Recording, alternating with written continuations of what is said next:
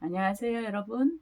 오늘은 하브루타에 대해서 여러분들하고 공부를 하게 되었습니다. 자, 여러분, 하브루타. 그 단어는 많이 들어보시고, 또 여러분들 중에서도 하브루타에 대해서 공부하신 분들도 있을 줄 믿습니다. 그럼 오늘은 그림책 하브루타를 살펴보려고 하는데요. 그림책 하브루타를 하기 위해서는 그럼 하브루타가 무엇인지 하브루타 정의에 대해서 한번 살펴보는 시간을 가지려고 합니다.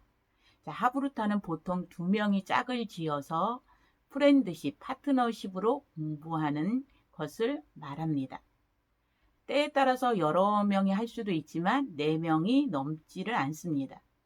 교사 없이 학생들이 짝을 지어 얼굴과 얼굴을 맞대고 앉아서 서로 가르치고 서로 질문하고 서로 배우는 논쟁 수업의 방식이 하브루타입니다.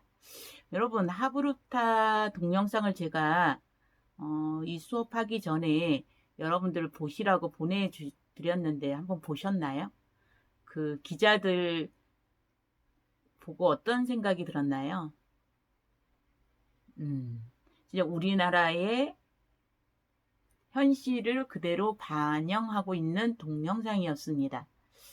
우리나라 학생들이 어릴 때는 엄마 아빠나 또 선생님들한테 그렇게 많이 질문을 했음에도 불구하고 초등학교에서 이제 중학교 올라가면 그때부터는 입시식으로 수업 방법이 바뀌기 때문에 질문하는 것조차도 하지 않을 뿐만 아니라 질문하면 튄다고 생각해서 아이들이 수치심을 당했던 그런 경험이 있기 때문에 아이들이 질문 자체를 하지 않는 것을 여러분들이 영상을 통해서 보았을 것입니다.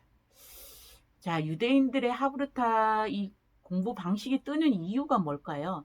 지금 여러분 하브르타를 이제 배우시고 이제 하브르타 방식을 여러분들이 삶에서 적용하고 또 자녀들하고 지금 코로나로 인해서 자녀들이 집에 있을 텐데 이 하브루타 방식을 접근하기에는 접근할 수 있는 방법을 여러분들이 배우셔서 가장 접근하기 방법이 쉬운 것이 그림책입니다. 그림책은 글밥이 적을 뿐만 아니라 글과 그림이 상호작용이 되어 있기 때문에 하브루타 방식으로 질문하고 토론하는 것이 가장 쉬운 방법으로 접근할 수 있는 방법입니다. 그래서 여러분들하고 오늘 하브루타에 대해서 살펴볼 때 그 친구가 아주 중요한데요. 지금 코로나로 인해서 바깥에 친구들을 만날 수 없는 상황입니다. 그래서 가족들과 부모님들과 아이들이 하브루타를 해보면 어떨까? 이 하브루트 방식을 잘 이용한다면 아이들에게나 또 부모님들에게 가장 좋은 공부 방식일 뿐만 아니라 또 이 시대의 창의성을 키울 수 있는 가장 좋은 공부법입니다. 자, 하브루타는 친구를 통해서 배우는 것입니다. 하베르는 히브리어로 친구라는 뜻이 있는데 하브루타는 이 하베르라는 단어에서 왔습니다. 이스라엘에서 가장 많이 볼 수 있는 단어가 샬롬 하베르.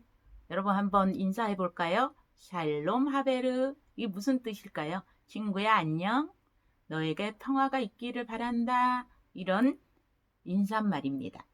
유대인들의 개념에서 친구는 서로에게 효율적으로 가르치고 배우는 관계입니다. 친구를 뜻하는 히브리어 하베르의 어원은 하부인데 이 말은 신세나 은혜를 말합니다. 친구란 은혜를 끼치고 되갚아주는 역학적 관계를 의미합니다. 이처럼 하브루타 수업은 토론을 통해 서로 창의적인 생각을 일깨워주므로 깊이 있는 공부를 합니다. 서로가 질문하고 토론하고 논쟁하는 수업 방법이기 때문에 깊이 있는 공부법입니다.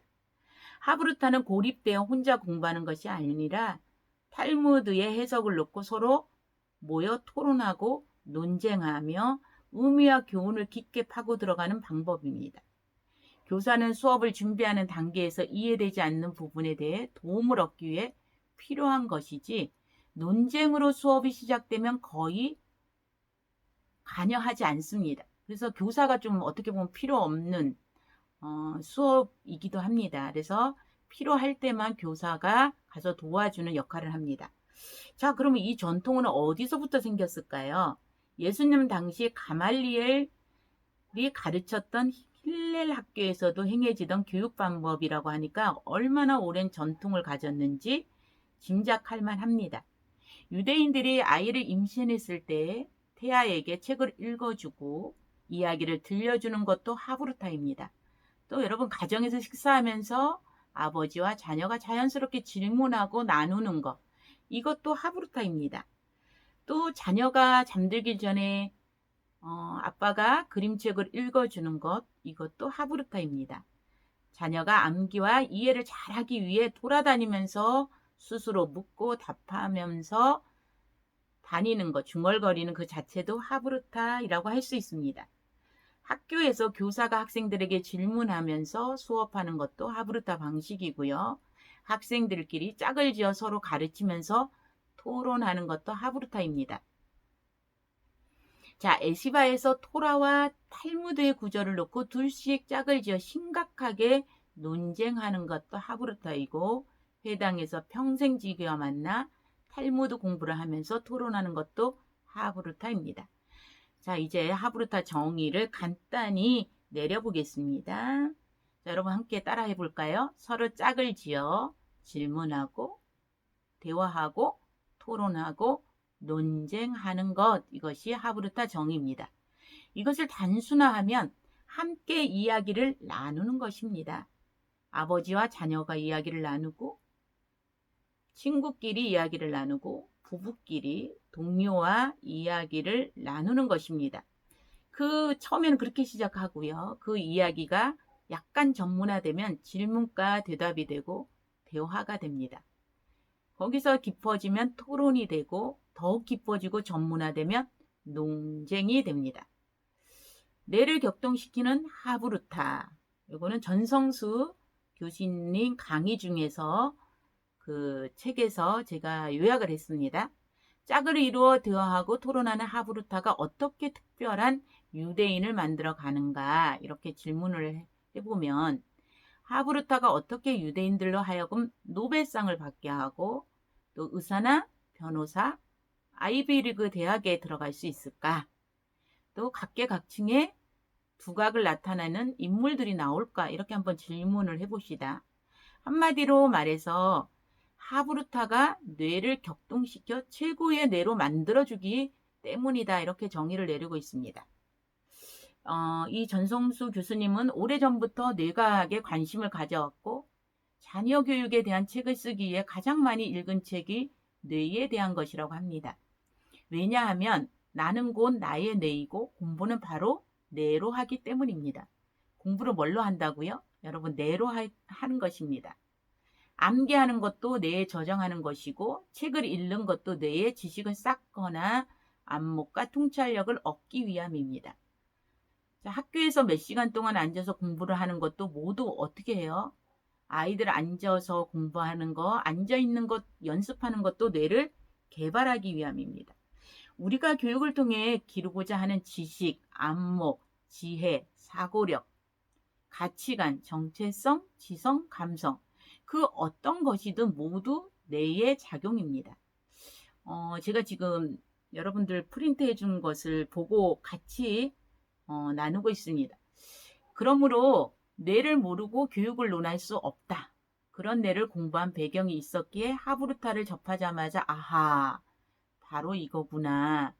또 우리나라가 앞으로 창의적인 인재, 또 노벨상을 받을 수 있는 인재가 저는 이 하브루타 공부를 시작하면 될 것 같습니다. 하브루타를 공부하면서 정말 우리나라에 꼭 필요한 교육법이고 우리 부모님들이 배우셔서 아이들하고 연습하고 아이들하고 학습하는 방법도 가장 좋은 방법입니다.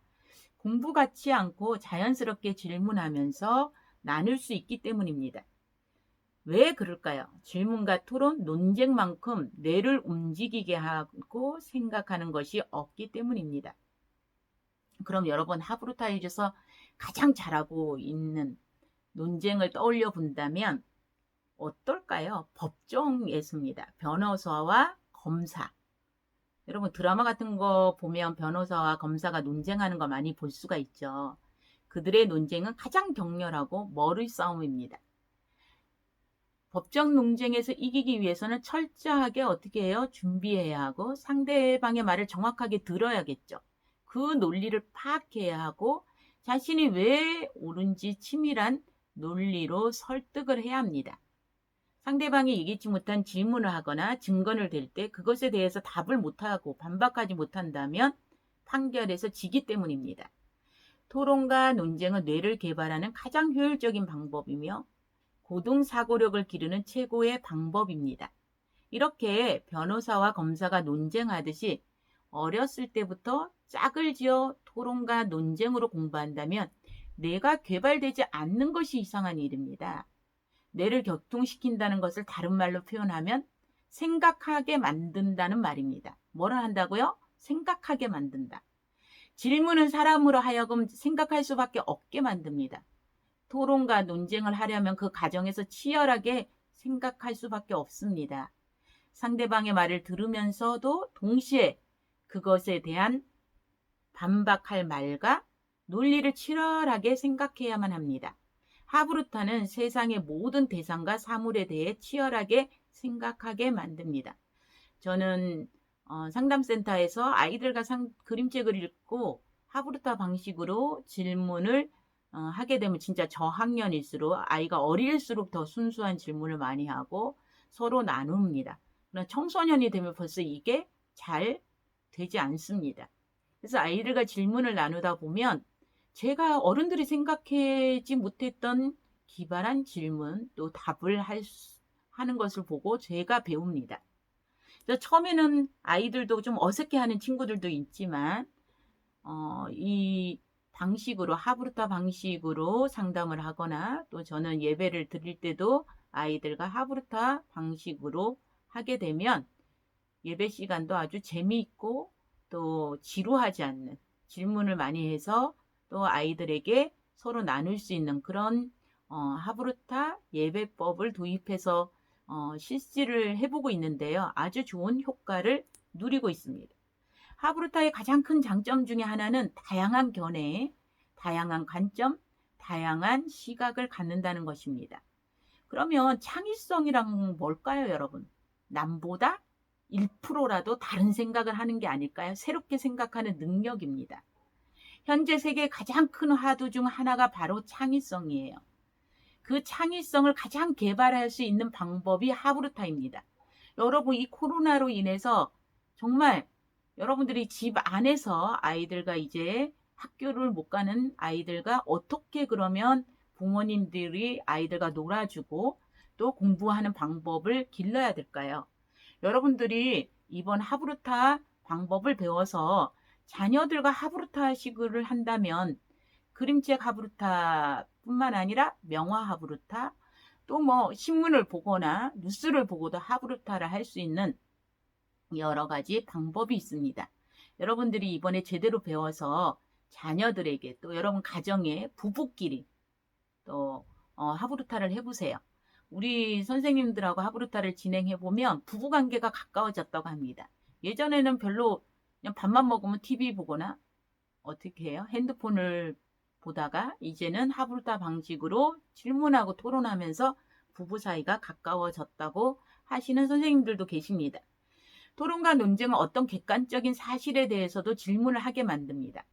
당연하게 생각하는 것까지도 뒤집어 생각하게 합니다. 상대방의 의견과는 다른 나만의 견해를 가져야 토론에 이길 수는 결코 없습니다. 그래서 하브루타는 나만의 생각, 새로운 생각, 남과 다른 생각을 하게 만들기 때문에 지금 하브루타 공부법이 뜨고 있습니다. 더불어 하브루타는 의사소통 능력, 경청하는 능력, 설득하는 능력을 기릅니다. 정서지능을 높여줍니다. 이 정서지능을 높여주는데 가장 효과적인 방법입니다. 현대에 들어 소통과 관계의 중요성 더욱 부과되고 있습니다. 저는 상담센터를 운영하다 보니까 정말 그냥 상담에 가장 필요한 것이 소통이에요. 경청이고요. 그 소통과 경청이 되지 않아서 많은 분들이 찾아오고 있습니다. 아무리 실력을 갖춰 그것을 인간관계를 통하여 풀지 못하면 그것은 썩고 맙니다. 아무리 좋은 아이디어와 생각을 가졌다 하더라도 그것을 다른 사람들에게 설명하지 못한다면, 또 그 사람 상대방을 설득하지 못한다면 어떻게 아무 소용이 없는 것처럼, 특히 친구 관계를 돈독하게 만들어주고 인간 네트워크를 형성하게 만들며 평생지기를 만들어줍니다. 만일 우리에게 평생 동안 함께 이야기를 나눌 수 있는 친구가 한 명만이라도 있다면 얼마나 행복하겠습니까? 하브루타는 그런 친구를 여러 명도 만들어줍니다. 하브루타의 작은 학교에서, 회당에서, 예시바에서 여러 명이 생기기 때문에 아주 친한 친구가 여러 명 생기게 됩니다. 그리고 회당, 하브루타까지 연결되면 죽을 때까지 매일 만나는 평생지기도 될 수 있습니다. 그래서 유대인의 인간관계 네트워크의 핵심은 하브루타가 있다는 것입니다. 자, 두 번째로 하브루타의 장점을 요약해 볼게요. 자, 여러분 한번 따라해 보실래요? 가르치는 것이 최고의 공부다. 저는 이 공부법이 아주 가장 좋아요. 그래서 자격증 과정을 하거나 또 우리 제자들하고 할 때 다 하고 나서 마지막에 이제 하는 것은 그 배운 것을 또 준비해서 가르치게 합니다. 1시간씩 강의를 시킵니다. 그때 되면 가장 좋은 학습 방법인 것 같습니다. 왜냐하면 그때 준비하는, 요번에도 저희가 그 함정을 하면서 1시간씩 강의를 시켰는데요. 선생님들 고백이 뭐냐면 그 1시간을 준비하기 위해서 일주일 내내 준비하고 스트레스를 받으면서 준비했다고 합니다. 그래서 그 강의를 하고 나서 그 뿌듯함이란 이루 말할 수가 없고, 강의하고 나서 굉장히 성장했다고 말하는 것을 보았습니다. 그래서 여러분, 최고의 공부법은 가르치는 것입니다. 진도보다는 심도 있는 공부를 통해 친구에게 전달하고 가르치고 토론해야 합니다. 뇌를 격동시키는, 뇌를 움직이게 하는, 뇌를 개발하는 교육입니다. 생각하게 하는 교육, 생각하는 힘을 기르게 됩니다. 부모와 깊은 애착 관계를 형성하고 부모와 대화하는 중에 모든 고민을 가정에서 해결해야 합니다. 자, 아이들이 하브루타 방식으로 이제 습관이 되거나 학습이 된다면 아이들이 사춘기도 잘 넘어갑니다. 어떤 문제가 생기고 또 학교에서 왕따를 당하더라도 부모님에게 의논할 수 있어야 하는데, 그렇게 하지 않으면 절대로 의논하지도 않고 혼자서 해결하려고 하기 때문에 많은 친구들이 어려움 겪는 것을 볼 수가 있습니다.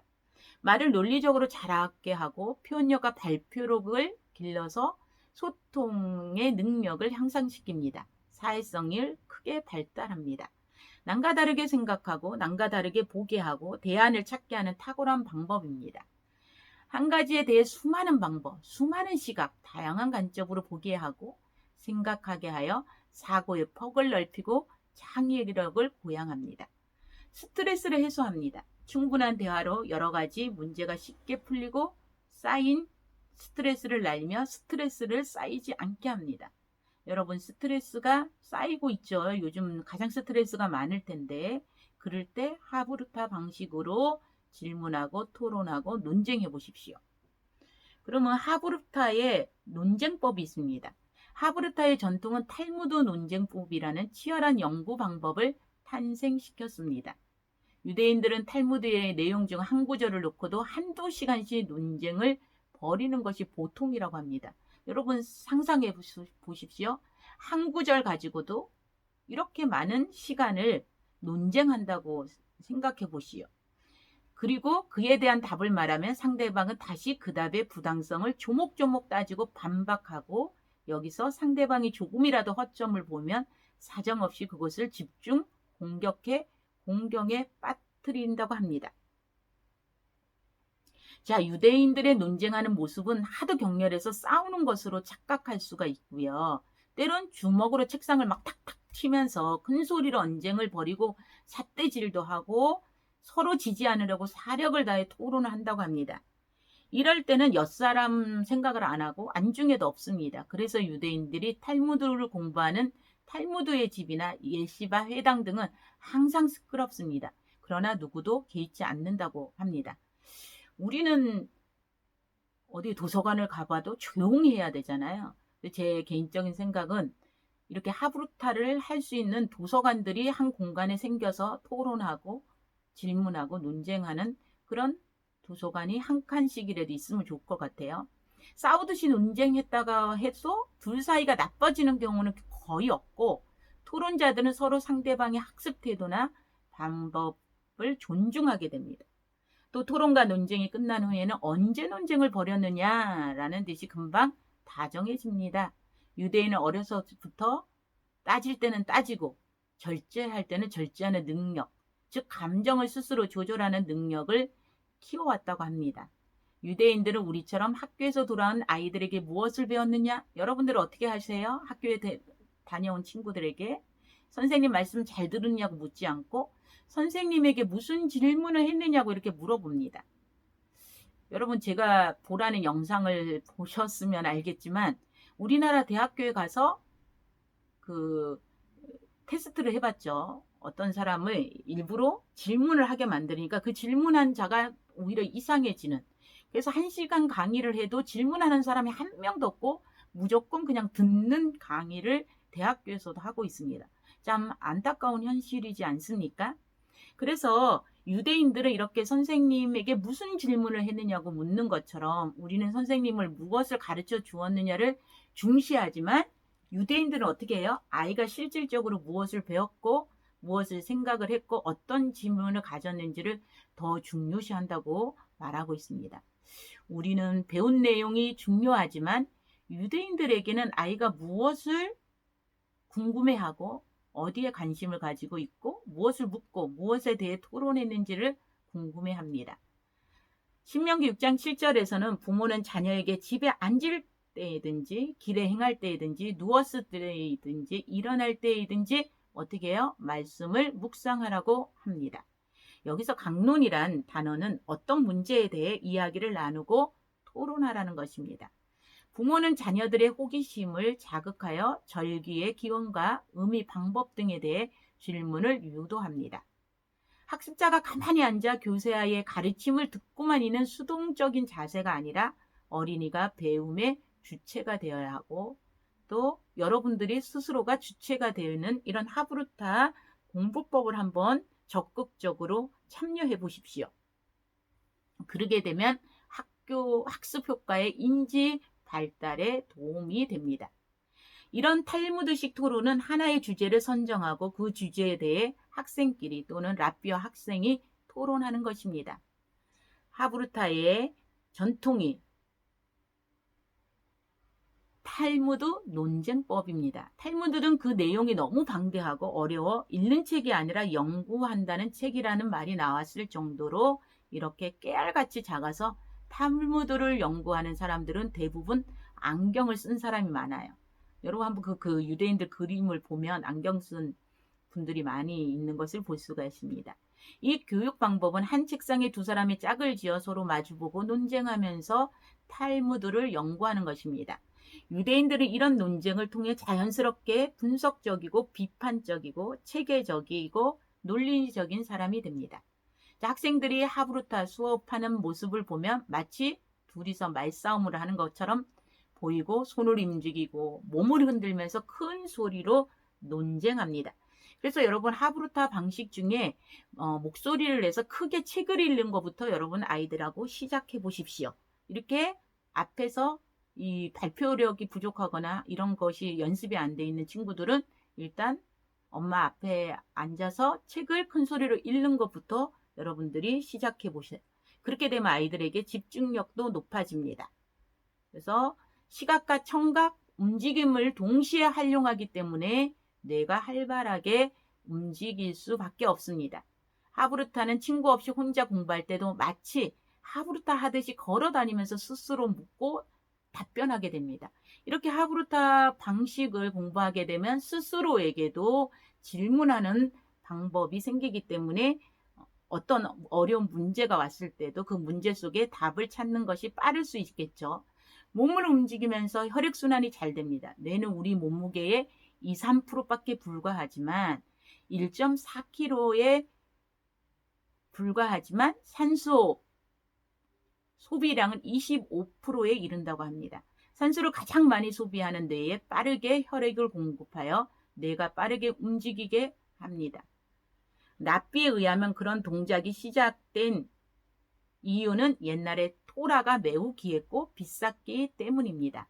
토라 한 권을 쓰기 위해서 양피지가 필요한데 양 30마리를 죽여 얻을 수 있었다고 합니다. 이렇게 여러분 토라 한자 한자를 아주 정성 들여 써야 했기 때문에 한 권을 여러 사람이 보기 위해 읽고 뒤로 몸을 젖히고 다시 다음 사람에게 읽고 이렇게 번갈아 가면서 읽게 되면서 생긴 전통이라는 것입니다.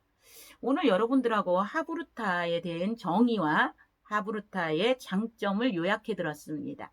여러분들이 오늘 이 강의를 들으시고 집에서 하브루타 방식으로 여러분들이 자녀들하고 그림책으로 시작하는 하브루타를 시작해 보십시오.